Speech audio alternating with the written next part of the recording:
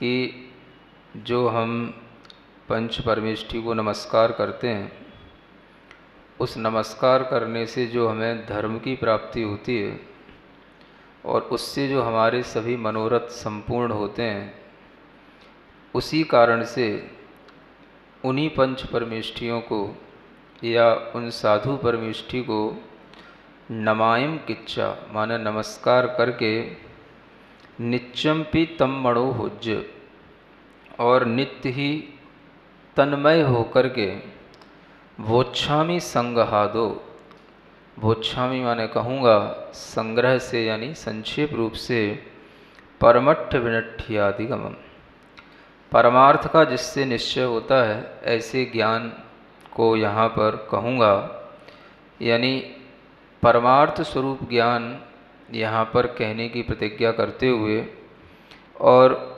साधु परमेष्ठि को नमस्कार करते हुए उन्हीं में तन्मय होकर के धर्म को ग्रहण करते हुए आचार्य अब ये एक नया अधिकार शुरू कर रहे हैं जिसका नाम है ज्ञेय तत्व अधिकार। क्या नाम है? हाँ, मतलब ज्ञेयों को तत्व दृष्टि से देखना। जैसे ज्ञान भी तत्व है वैसे ही ज्ञेय भी एक तत्व है। तत्व का मतलब होता है उसको हम यथार्थ भाव के साथ में जानें।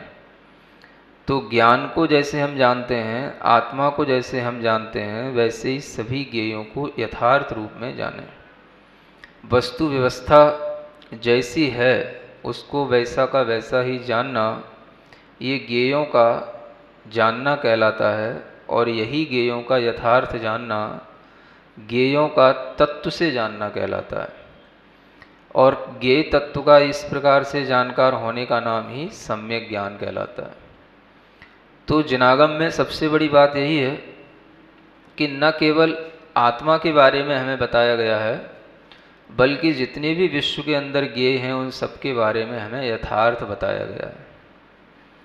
केवल हम आत्म तत्व का ही ज्ञान करते रहें, आत्म तत्व की ही हम केवल जानकारी और भावना करते रहें, तो उससे भी हमको वो नहीं होगा कल्याण। क्योंकि वो कल्याण तो तब होगा जब हमारे पास में सभी ज्ञेयों का ज्ञान भी सम्यक होगा। आत्म तत्व की भावना भी आपको सही रूप में तब आएगी जब सभी ज्ञेयों का स्वरूप हम सही ढंग से जानेंगे।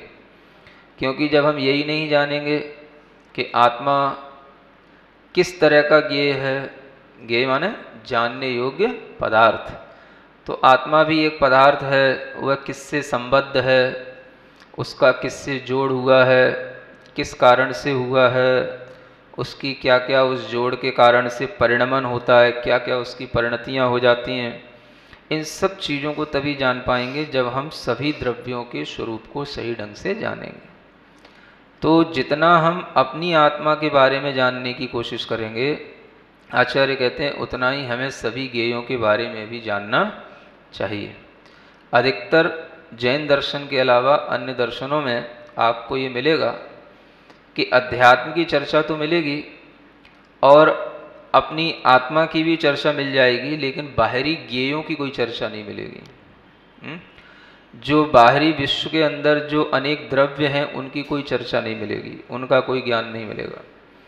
और वो ज्ञेय किस रूप में परिणमन करते हैं, उनका क्या परिणमन करने का कारण है, कैसे कई चीज़ें मिल जाती हैं, कैसे बिछुड़ जाती हैं, कैसे ये विश्व की संरचना अपने आप चलती रहती है, तो इन सब चीज़ों की जो यथार्थ जानकारी होती है वह कहलाती ज्ञेय तत्व की जानकारी।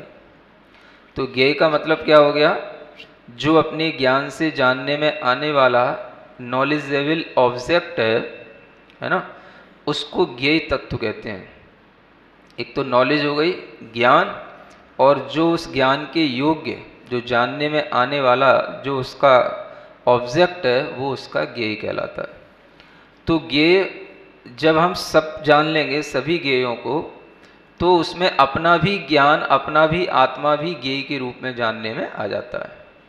तो अपना आत्मा ज्ञान भी बनता है और ज्ञेय भी बनता है।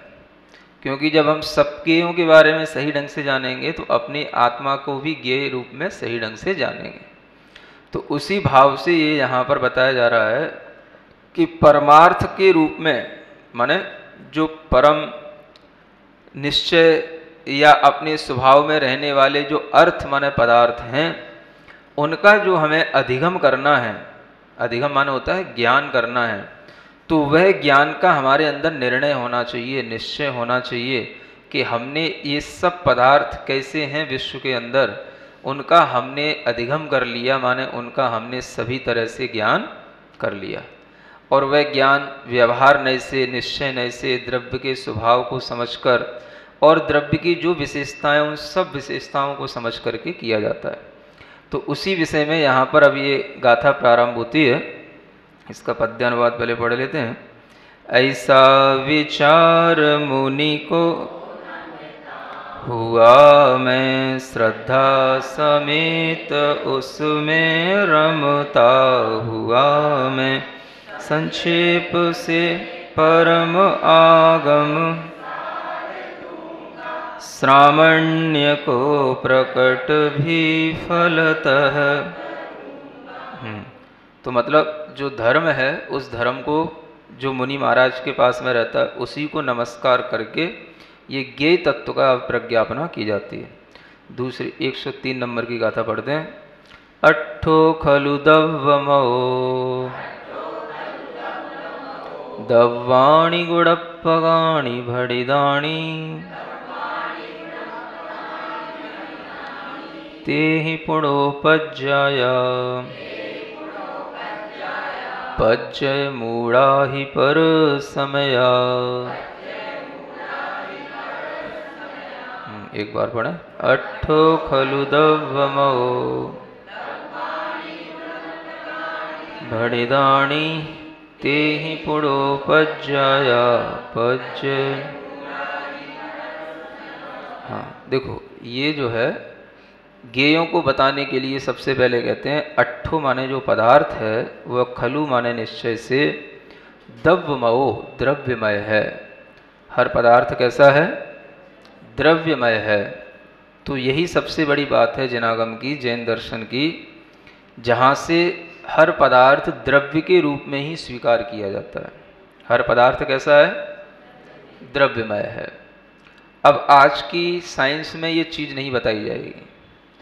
आज का कोई भी पढ़ा लिखा बेटा होगा, बेटी होगी, तो उसको ये ज्ञान होता ही नहीं कि पदार्थ कैसा होता है। कोई भी सब्सटेंस हो वह कैसा है? द्रव्यमय है, माने द्रव्य स्वरूप है। द्रव्य क्या होता है वो आगे बताया जाने वाला है, लेकिन हम जितना भी सीखते हैं, पढ़ते हैं लौकिक शिक्षा में, उसमें इतना ही बताया जाता है कि पदार्थ 3 प्रकार के होते हैं, ठोस, द्रव और गैस। समझ आ रहा? यही तो सिखाया जाता है। और यहाँ क्या कह रहे हैं? पदार्थ कैसे होते हैं? द्रव्यमय है। तो द्रव में और द्रव्य में बहुत अंतर है ना। द्रव तो हो गई उसकी एक लिक्विड फॉर्म, ठोस सॉलिड फॉर्म, गैस उसकी वेपराइज फॉर्म हो गई। लेकिन द्रव्य जो होता है वह हमेशा इन तीनों में ही जुड़ा हुआ रहता है। मतलब चाहे वो ठोस हो, चाहे द्रव्य हो, चाहे गैस हो, वो सब द्रव्य ही कहलाता है। द्रव्य और द्रव, इनमें अंतर होता है।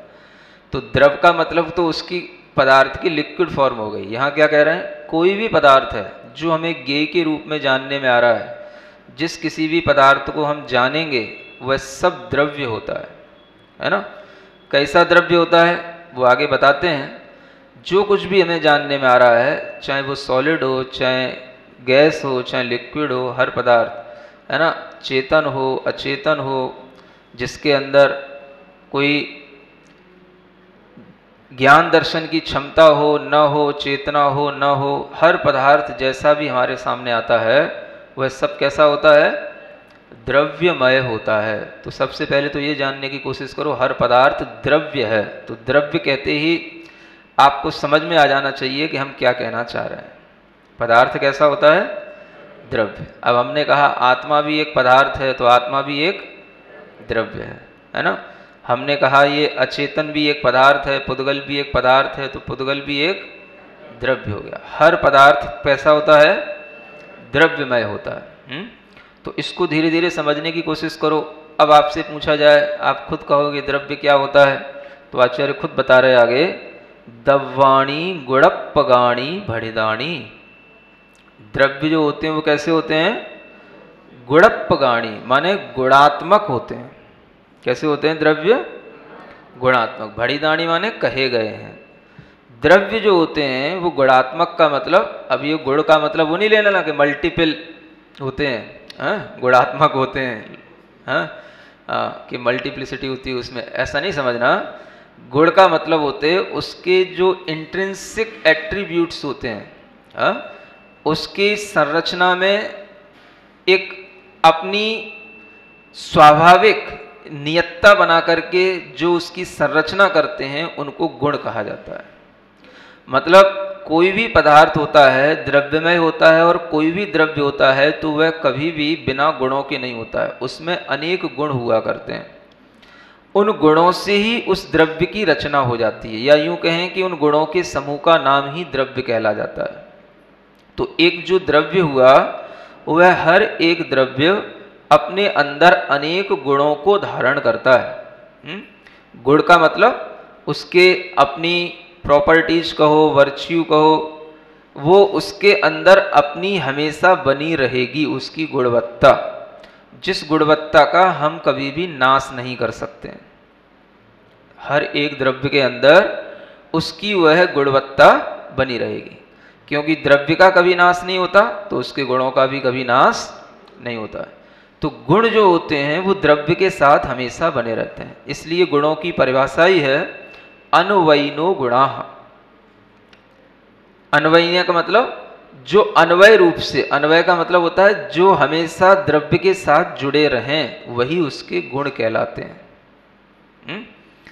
द्रव्य में ही रहेंगे, द्रव्य के साथ जुड़े रहेंगे, द्रव्य कैसा भी चेंज करेगा, परिवर्तन होगा, तो गुण उसी के साथ रहेंगे, गुणों में कोई परिवर्तन नहीं आएगा।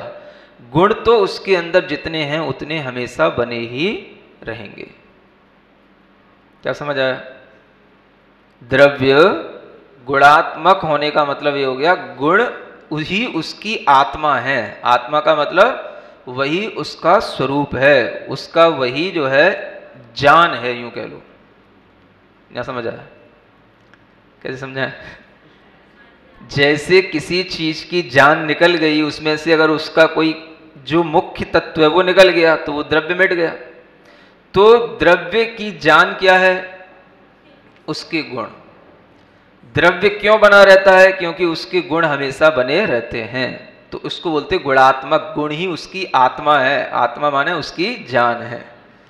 अब चाहे वो पदार्थ अजीब हो चाहे जीव हो, हर पदार्थ में द्रव्य स्वरूपता दिखाई देती है, और हर द्रव्य अनेक गुणों का समूह के रूप में रहता है।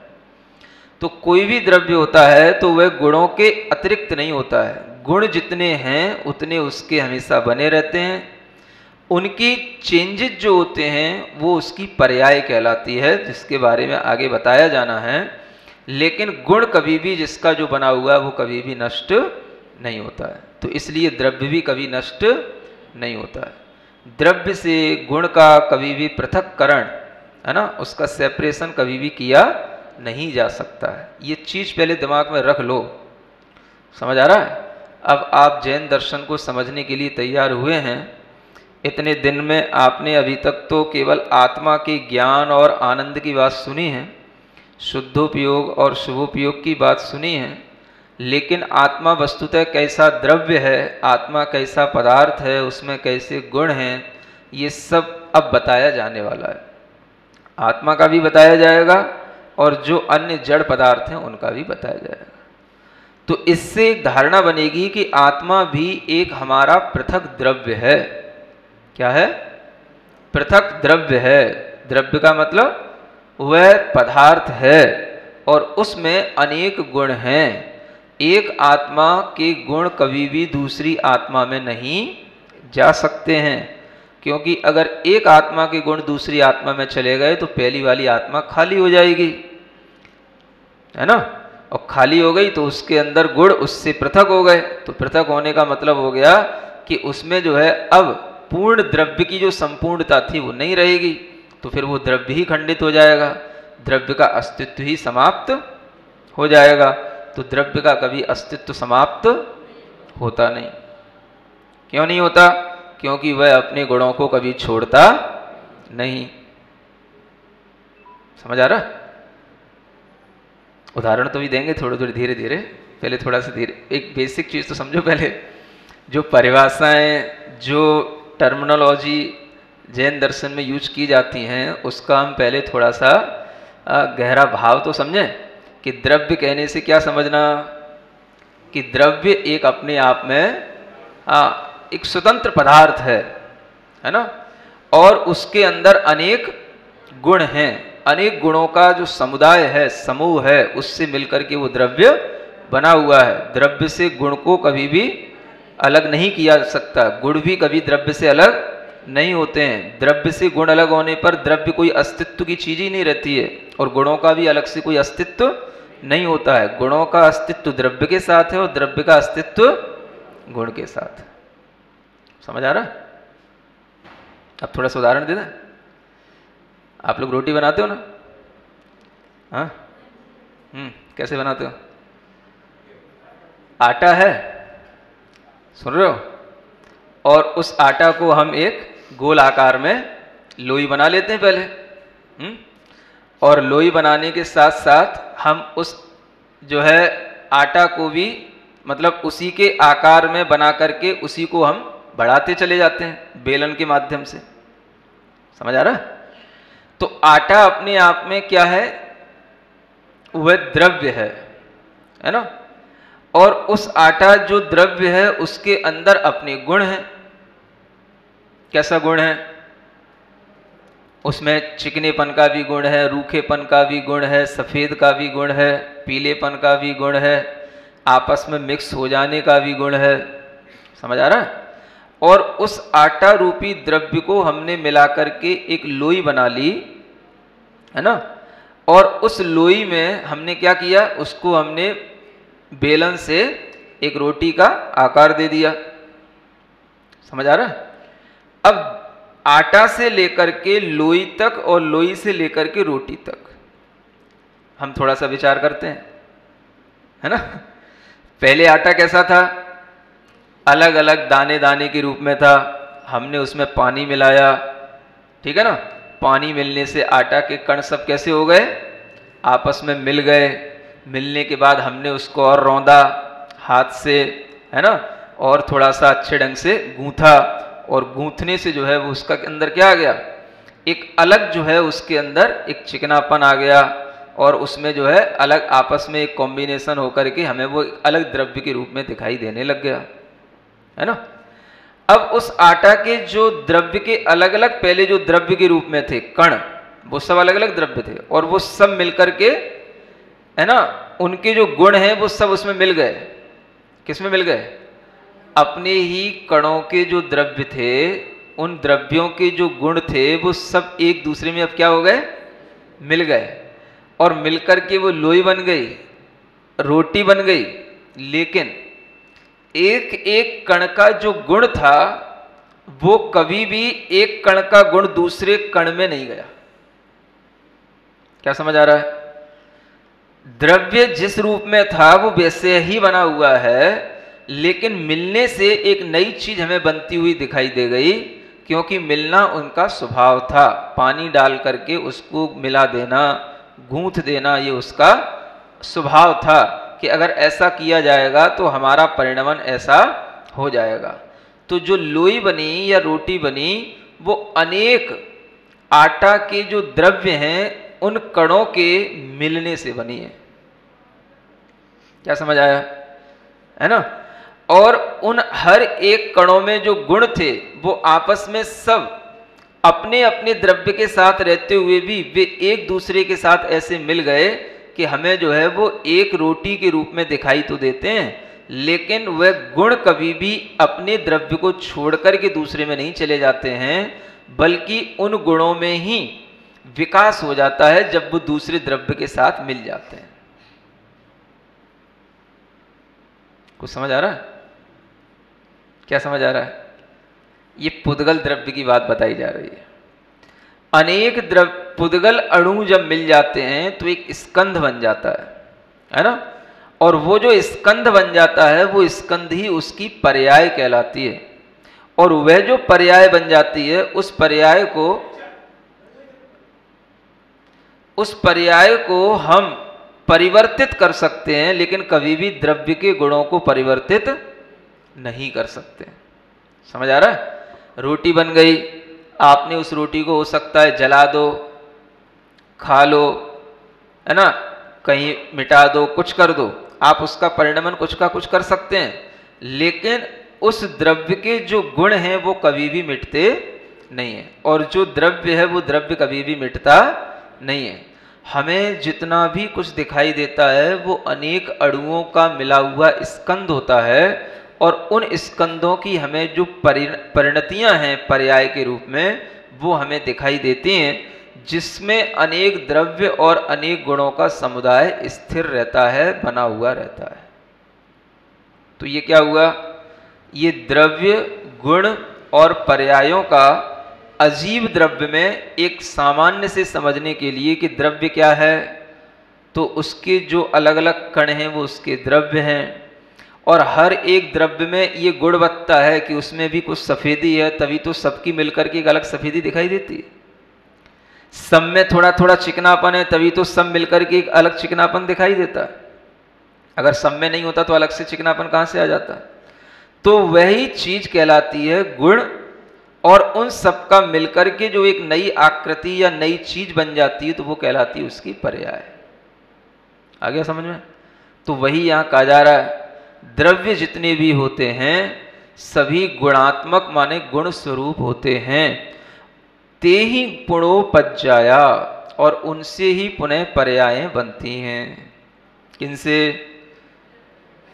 द्रव्य से, गुण से। गुणों से ही पर्यायें बनती हैं। अब गुणों की पर्याय का मतलब क्या है? जो भी द्रव्य के अंदर गुण होते हैं वही उसकी किसी ना किसी पर्याय, किसी ना किसी फॉर्म में वो हमको दिखाई देते हैं। जैसे पुद्गल द्रव्य के वही बारे में अगर सोचा जाए तो पुद्गल द्रव्य के अंदर स्पर्श, रस, गंध और वर्ण, ये 4 गुण होते हैं हर पुद्गल द्रव्य में। समझ आ रहा? जो भी हमें पुद्गल द्रव्य दिखाई दे रहा है सबके अंदर क्या है? ये स्पर्श, रस, गंध, वर्ण, ये 4 गुण हैं।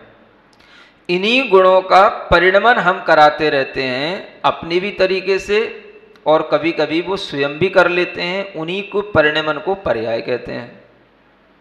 जो गुणों में चेंज आ गया। आटा था, पहले तो उसके अंदर कैसा एक रूखा रूखा गुण था, समझ आ रहा? तो उसकी जो स्पर्श गुण की जो रुक्ष पर्याय थी, है ना, या यूं कहें रुक्ष गुण की जो पर्याय थी वो रूखे रूखे रूप में हमें दिखाई दे रही थी। अनेक और उसमें कण मिल गए, पानी मिला लिया, तो उसकी पर्याय अब कौन से रूप में दिखाई देने लगी? हमें स्निग्ध रूप में दिखाई देने लगी। माने स्निग्ध गुण का परिणमन हमें दिखाई देने लगा। तो गुण सब उसके अंदर रहते हैं। स्पर्श ही अनेक प्रकार का होता है, 8 प्रकार का स्पर्श होता है। क्या समझ आ रहा है? रूखा, चिकना, ये उसके गुण हैं। हल्का, भारी, ये उसके गुण हैं। समझ आ रहा है? छोटा, बड़ा, ये सब उसके गुण हैं। इन गुणों की जो पर्यायें होती हैं वो पर्यायों के रूप में हमें वह कोई ना कोई द्रव्य का परिणमन दिखाई देता है। या तो आपको कोई ना कोई द्रव्य रूखे रूप में दिखाई देगा या चिकने रूप में दिखाई देगा। तो दोनों ही उस पुद्गल द्रव्य के गुण हैं। रुक्ष भी पुद्गल द्रव्य का गुण है और स्निग्धता, चिकना भी पुद्गल द्रव्य का गुण है। समझ आ रहा? जो 8 प्रकार के स्पर्श हैं उनमें एक स्निग्ध स्पर्श नाम का गुण होता है, एक रुक्ष स्पर्श नाम का गुण होता है। तो जब तक वह आटा कैसा रहा, कण कण के रूप में रहा, तब तक तो वह हमें रूखा रूखा दिखा। जब हमने उसको पानी मिला करके गूंथा तो वो कैसा हो गया? चिकना चिकना हो गया। तो क्या हो गया? उसका जो रुक्ष गुण था वो तो दब गया। प्रकट क्या दिखने लगा? चिकना वाला गुण हमें अनुभव में आने लगा। तो जितने भी उसके अंदर अणु मिले थे आटा बनने के, जितने भी कण थे, वो सभी कण उसी चिकने गुण की पर्याय के रूप में प्रकट होकर के सामने आए। उन सब में वो चिकने गुण की पर्याय प्रकट हो गई, और रुक्ष गुण था वो दब गया, माने नष्ट नहीं हो गया। गुण तो कोई ना कोई एक ही प्रकट होगा। जो आपस में विरोधी गुण होते हैं रहेंगे दोनों एक ही द्रव्य में, लेकिन प्रकट एक ही होगा। अब हमें फिर उसको रुक्ष बनाना है, फिर उसको सुखा दो। क्या समझ आ रहा है? फिर वो सूखेगा बिल्कुल, फिर झरने लगेगा, फिर रुक्ष रुक्ष हो जाएगा। उस आटे को ही हम फिर सूखा कर देंगे बिल्कुल, तो फिर उसके कण हो जाएंगे, फिर उसका चिकनापन निकल गया, उसमें रुक्ष गुण पुनः आ गया। अब उसका रुक्ष गुण प्रकट हो गया, चिकनापन गुण उसका है उसके अंदर एक एक कण में, लेकिन प्रकट कौन सा हो गया? रुक्ष गुण प्रकट हो गया। तो ये कहलाएगी रुक्ष गुण की पर्याय। समझ आ रहा है? स्पर्श गुण की जो रुक्ष, स्पर्श में भी जो रुक्ष गुण है, स्पर्श 8 प्रकार का है, तो उसमें जो रुक्षपना है उसकी पर्याय। और जब चिकना चिकना दिखाई देगा तो हो गई वो उसकी स्निग्ध रूप पर्याय। समझ आ रहा है? अब रोटी तो रोजाना बना रहे हैं, रोजाना हम यही पर्यायों का परिणमन भी कर रहे हैं, लेकिन कभी ये समझ नहीं आता कि ये पर्याय इस तरीके से इस द्रव्य के गुणों के कारण से उत्पन्न हो जाती है, प्रकट हो जाती है और नष्ट हो जाती है। कौन से गुण का कौन सा परिणमन हो रहा है?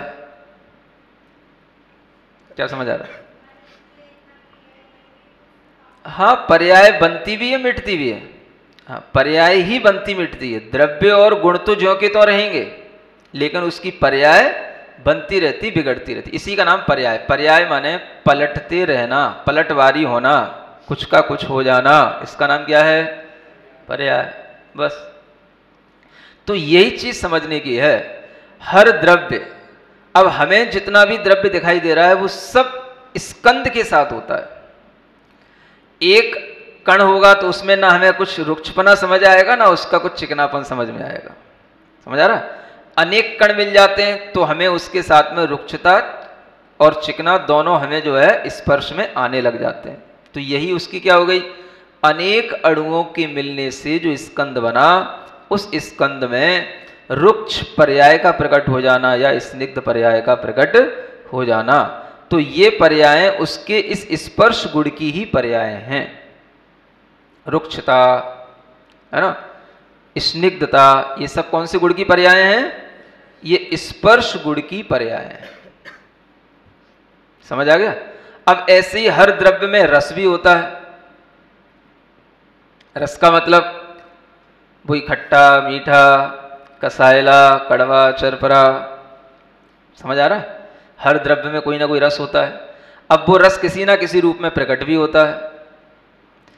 जब अधिकता में प्रकट हो जाता है तो हमारे ग्रहण करने में आता है, और जब अधिकता में नहीं होता है तो हमें समझ में नहीं आता है। अब आप बताओ, आटे का रस कैसा होता है?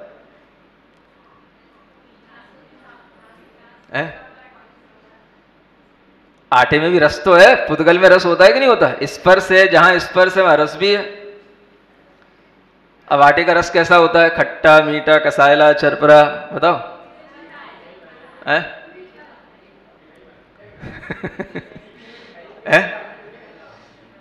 कैसा रस कहेंगे उसको? कभी चाखा नहीं? सूखा आटा नहीं खाया कभी? सूखी कभी कच्ची रोटी नहीं खाई कभी? आटे का रस आपको अलग, रस तो है, ये तो बात पक्की है, भले ही आप उसको बता ना पाओ। समझ आ रहा है? हाँ, अनाज में भी रस होता है, हर चीज में रस है ना। रस से रहित कोई पदार्थ नहीं है। स्पर्श से रहित जैसे कोई पदार्थ नहीं, वैसे रस से भी रहित कोई भी पदार्थ नहीं है। तो अब उसमें रस भी है, तो वो रस कैसा है? कुछ तो है महाराज, समझ नहीं आ रहा है? हाँ, तो वह मिठास भी अनेक क्वालिटी की होती है। समझ आ रहा है? अब उसमें मिठास, आपको मिठाई के नाम पे बस शक्कर और गुड़ ही याद आता है ना, जबकि हर चीज में अपनी अपनी मिठास होती है। अगर उसमें कड़वापन नहीं है, समझ आ रहा है, तो उसमें कोई ना कोई ये इस रस गुण उसमें इस रूप में प्रकट हो रहा है। तो यही जो उसकी मिठास है वह जब अलग अलग कण में होती है तो अलग होती है, जब उसको लेही बना दी जाती है तो अलग हो जाती है, लोई बना दी जाती है तो अलग हो जाती है, और जब उसको पका दिया जाता है तो अलग हो जाती है। सूखी रोटी में भी मिठास होती है कि नहीं होती? हाँ, तब समझ में आएगा जब अच्छी भूख लगी हो ना, हाँ, और सुबह से शाम तक आपसे काम कराया जाए, अच्छी मजदूरी कराई जाए, है ना, और फिर जो है आपके सामने एक सूखी रोटी रखी जाए और कुछ नहीं मिलेगा आज खाने को, आज केवल इसी को खाना। समझ में आ रहा ना? हाँ, तब आपको पता पड़ेगा हाँ इसमें रस है कि नहीं, है ना। अभी तो भरे पेट होते हो ना, तो रोटी मोटी में तो रस दिखता ही नहीं, रसगुल्ले में रस दिखता है, रोटी वोटी में रस कहाँ दिखता है? तो रोटी में भी रस तब प्रकट हो जाता है जब हम इस तरीके से उस रस को चाखने की इच्छा कर रहे होते हैं। और वो कब होती है? जब हम भीतर से वास्तव में भूखे होते हैं। समझ आ रहा है? तब देखो आप उसमें कितना रस आता है।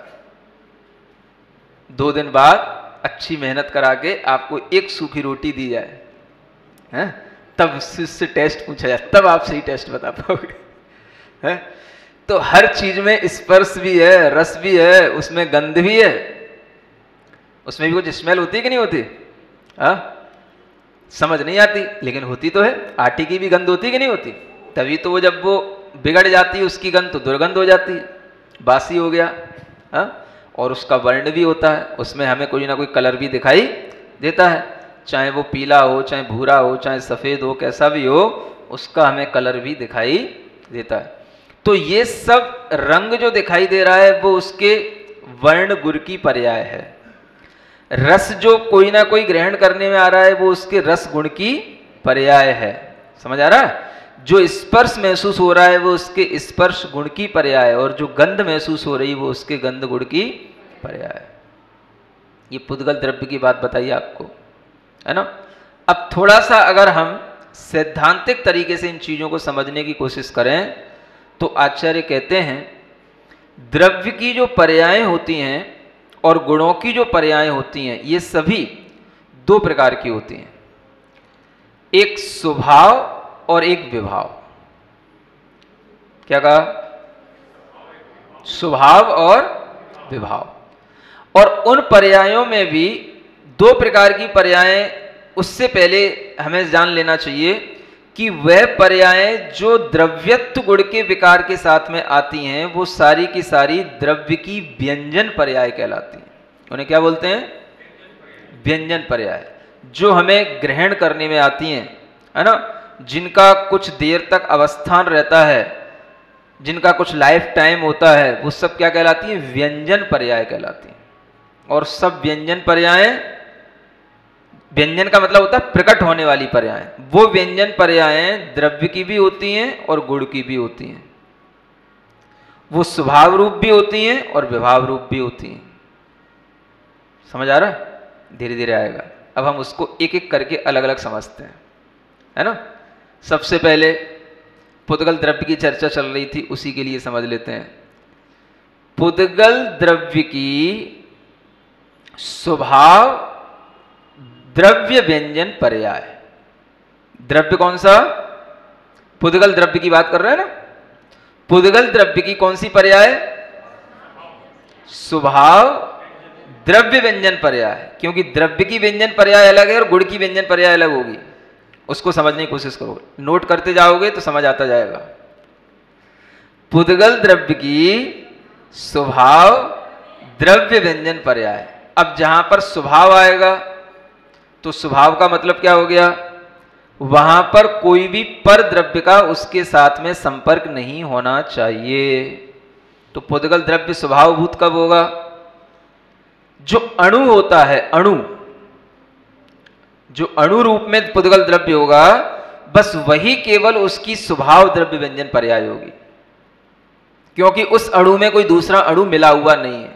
तो अणु क्या हो गई? पुद्गल द्रव्य की स्वभाव द्रव्य व्यंजन पर्याय। अब ये लाइनें इतनी बड़ी सी हो जाती हैं कि लोगों को लगता है बड़ी कठिन है महाराज शास्त्रों को समझना, है ना। अब हम थोड़ी सी कोशिश करें तो अपने आप सब समझ में आने लगेगा। पुद्गल द्रव्य है वो समझ आ रहा है। स्वभाव का मतलब जिसमें कोई दूसरी चीज मिक्स ना हो, उसका अपना स्वभाव। तो पुद्गल द्रव्य अपने स्वभाव में कब आएगा? जब वह अणु रूप में होगा, बस। और द्रव्य की व्यंजन पर्याय माने वह उस द्रव्य के रूप में जो अणु रूप में है, तो वह पुद्गल द्रव्य की वह स्वभाव द्रव्य व्यंजन पर्याय बन गई। व्यंजन माने है, प्रकट रूप में है, कई समय तक रह सकती है, कई टाइम, बहुत टाइम तक वो रह सकती है। तो अणु क्या हो गया? पुद्गल द्रव्य की स्वभाव व्यंजन पर्याय। और आपसे पूछा जाए पुद्गल द्रव्य की स्वभाव व्यंजन पर्याय क्या है, तो अणु। ठीक हो गया। अब कहा जाए कि पुद्गल द्रव्य की विभाव द्रव्य व्यंजन पर्याय क्या? बस अनेक अणु मिल गए और अनेक अणुओं से मिलकर के स्कंद बन गया, तो वो स्कंद क्या हो गया? एक अलग द्रव्य बन गया। व्यंजन पर्याय माने एक अलग प्रकट हुई पर्याय आ गई। और विभाव क्यों हो गई? क्योंकि अनेक अणुओं के मिलने से वो बना। तो क्या हो गया? पुद्गल द्रव्य की विभाव द्रव्य व्यंजन पर्याय क्या हो गई? स्कंद हो गई। समझ आ गया?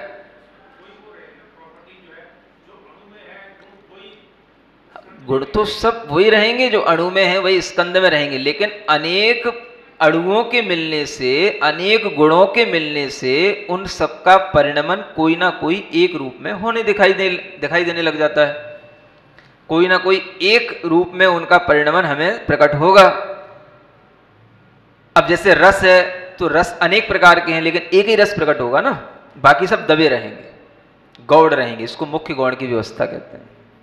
गंध है तो एक बार में हमें एक ही चीज होगी, जो सुगंध है तो सुगंध है, दुर्गंध है दुर्गंध है।